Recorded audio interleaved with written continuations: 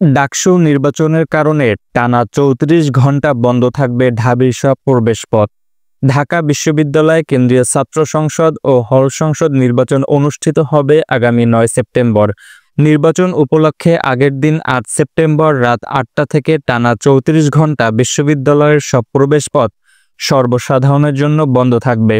ডাকসু ও হল সংসদ নির্বাচন উপলক্ষে সোমবার রাত ৮টা থেকে বুধবার সকাল ৬টা পর্যন্ত ঢাকা বিশ্ববিদ্যালয়ের প্রবেশপথ শাহবাগ, পলাশী, দোয়েল চত্বর, শিববাড়ি ক্রসিং, উদয়ন স্কুল ও নীলক্ষেত সর্বসাধারণের জন্য বন্ধ থাকবে। তবে ঢাবির বৈধ আইডি কার্ডধারী শিক্ষার্থী, শিক্ষক ও কর্মচারীরা প্রবেশ করতে পারবে। শিক্ষক, কর্মকর্তা ও কর্মচারীদের পরিবারের সদস্যরা স্ব শিক্ষক, কর্মচারীদের পরিচয়পত্রের ফটোকপি প্রদর্শন করে ক্যাম্পাসে প্রবেশ করতে পারবে।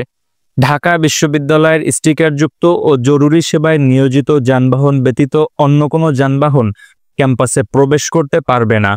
বিশ্ববিদ্যালয়ের সব শিক্ষার্থী, শিক্ষক ও কর্মচারীদের উক্ত সময় নিজ নিজ পরিচয়পত্র সঙ্গে রাখতে অনুরোধ জানিয়েছে কর্তৃপক্ষ।